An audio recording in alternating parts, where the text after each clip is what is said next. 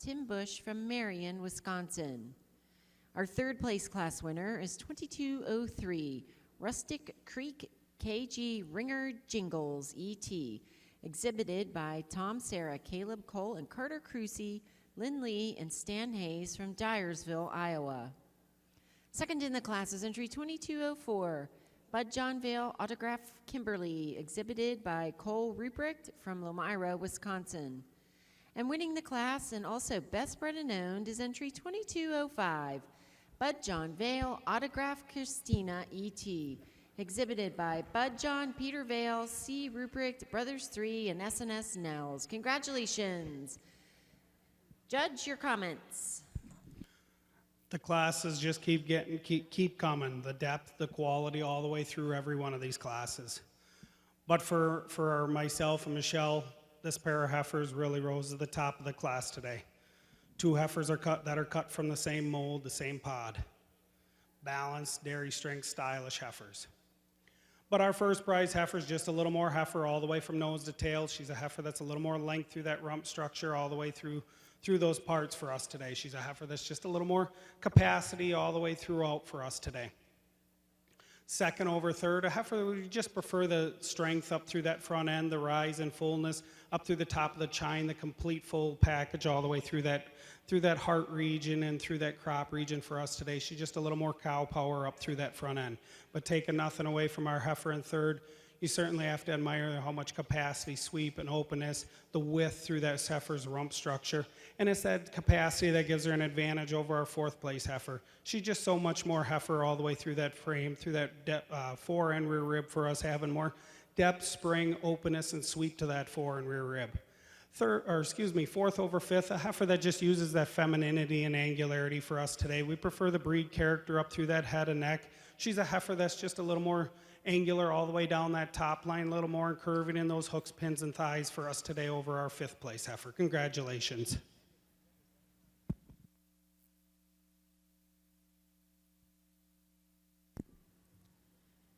If you're marking your catalog in that class of winter yearlings, there were 19 in the class. And again, starting with entry 2205 was our class winner and best bred and owned. And that was Bud John Vale Autograph Christina, exhibited by Bud John, Peter Vale, C. Ruprecht, Brothers 3, and SNS Niels from Watertown, Wisconsin. Second in the class was entry 2204, Bud John Vale Autograph Kimberly, exhibited by Cole Ruprecht from Lomira, Wisconsin. 2203 was third. That was Rustic Creek KG Ringer Jingles, ET, exhibited by Tom, Sarah, Caleb Cole, and Carter Cruzy, Lynn Lee, and Stan Hayes from Dyersville, Iowa. Entry 2190 was fourth. 2196 was fifth in the first junior, and that was Grand View Viking Diffel, ET, exhibited by J. L&M Harbaugh and Tim Bush from Marion, Wisconsin. 2189 was sixth. 2199 was seventh. 2191 was eighth. 2200 was ninth and second junior, and that was Top Glen Reynolds Whitney E.T., shown by Paige Douglas from Gutenberg, Iowa. And entry 2201 was 10th in the class. You can get complete placings for the rest of the class on worlddairyexpo.com. Now in the ring is the fall yearling class.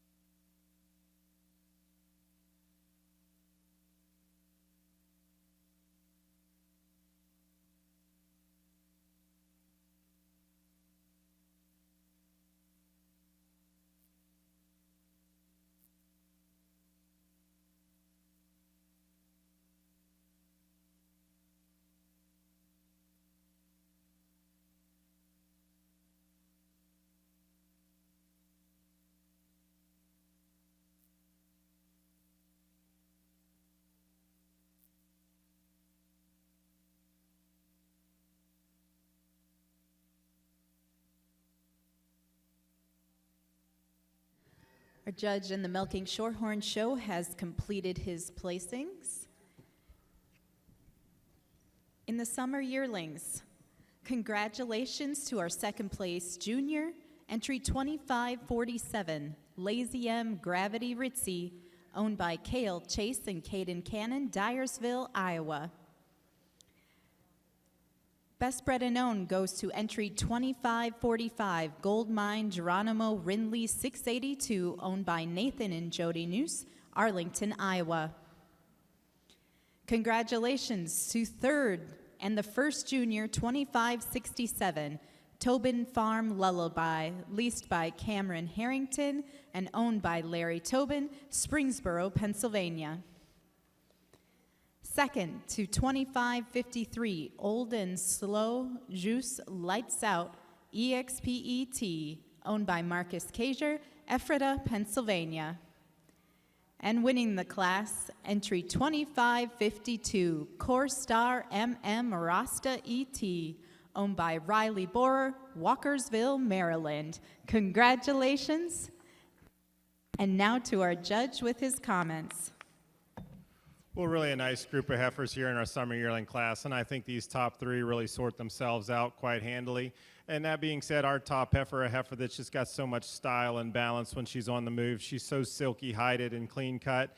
And it's close between our first and second heifer, but I give the first heifer the advantage. Just hold yourself together more nicely over that top line at all times than our heifer in second. She's a heifer that's a little fuller in the crops, a little stronger through that loin at all times than another super clean-cut, open-ribbed heifer coming out in second.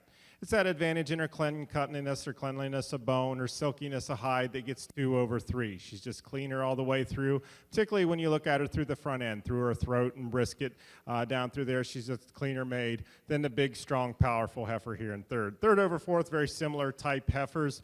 You love the size, the scale, the width, the power that these individuals have, just not quite the clean-cutness and dariness to get up with those top 2 individuals. But fourth over fifth uses their advantage through the front end to get into that spot. When we get them in line, she's a heifer that's much stronger in that chine. She's got a little more uphill run to her than the really well-balanced heifer here in fifth. The fifth place heifer, when she's out on the move, you love the style and balance that she has, and she uses that advantage in her depth and openness of rib to get over another well-made heifer coming out in sixth. Sixth over seventh, I made a switch. The seventh heifer was really the problem heifer for us in the class. At times, she gives you a really good look, and other times, you just like to move those thurls a little more centrally placed between her hooks and her pins to get her up in that top 6. Congratulations.